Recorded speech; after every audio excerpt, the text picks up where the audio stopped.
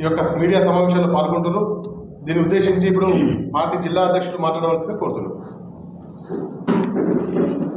Sugar factory విషయంలో అన్ని పార్టీలతోటి ఏదైతే మీటింగ్ పెట్టిలో అఖిలపక్ష సమావేశం అని ఏదైతే ఈరోజు ఇక్కడ మెట్పల్లిలో పెట్టిందో దీని గురించి నేను మాట్లాడదలుచుకున్నా.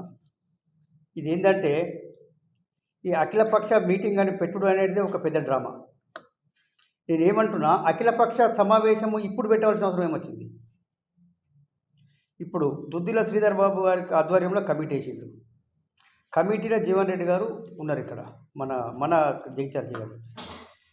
అయితే ఈ యొక్క మీరు ఇన్ని రోజులు మీరు కమిటీ చేసింది ఒక డెవలప్మెంట్ ఏంటిది దానికోసం?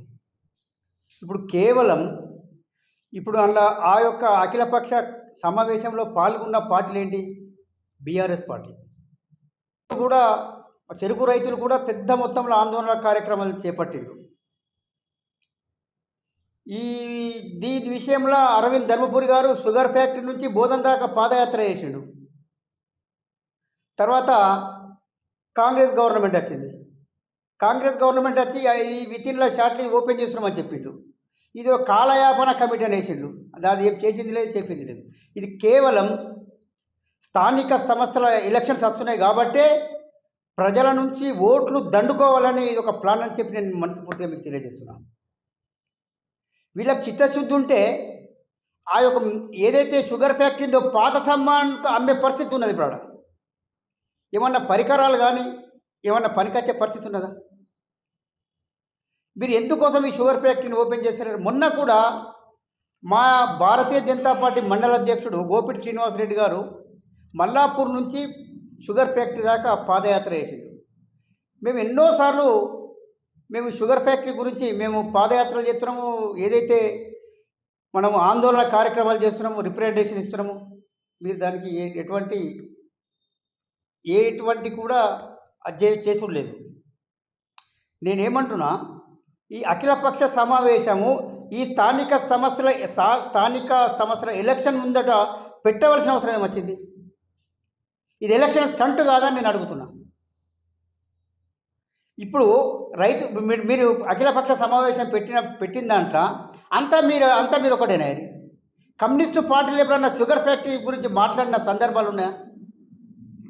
లేవు. ఇప్పుడు ఎందుకు అఖిలపక్ష సమావేశానికి వచ్చి మాట్లాడుతున్నాను నేను అడుగుతున్నాను. కమ్యూనిస్టు పార్టీలు, కాంగ్రెస్ పార్టీలు, బీఆర్ఎస్ పార్టీలు అందరూ ఒకటే. అఖిలపక్షం కానే కాదు. Bharatiya Janata party sugar factory విషయంలో పెద్ద మొత్తంలో ఆందోళన కార్యక్రమం చేసింది. పెద్ద మొత్తంలో మేము మా గౌరవ పార్లమెంట్ సభ్యుడు అరవింద్ ధర్మపురి గారు చెరుకు ఫ్యాక్టరీ నుంచి మన బోధన వరకు పాదయాత్ర చేసింది. ఇది మీరు గుర్తించుకోవాలి. ఇంతకన్నా పెద్ద ఆందోళన ఇంకేముంటుంది? మీతోటి చేత కాకపోతే, షుగర్ ఫ్యాక్టరీ తెరిపించడానికి మీకు చేత కాకపోతే మీరు కేంద్ర ప్రభుత్వానికి లేఖ రాయండి. మా గౌరవ పార్లమెంట్ సభ్యుడు అరవింద్ ధర్మపురి గారు దాన్ని టేకప్ చేసి చెరుకు ఫ్యాక్టరీ తెరిపించే బాధ్యత మా పార్లమెంట్ సభ్యుడు అరవింద్ ధర్మపురి గారు తీసుకుంటారని చెప్పి మీకు మనస్ఫూర్తిగా తెలియజేస్తున్నాను. అది చెయ్యరు, ఇది చెయ్యరు. ఇది ఎన్ని రోజులు కాలయాపన చేస్తారు? ఈ రైతులు ఎన్ని రోజులు ఇంకా ఈ ఆందోళన కార్యక్రమాలు చేయాలా?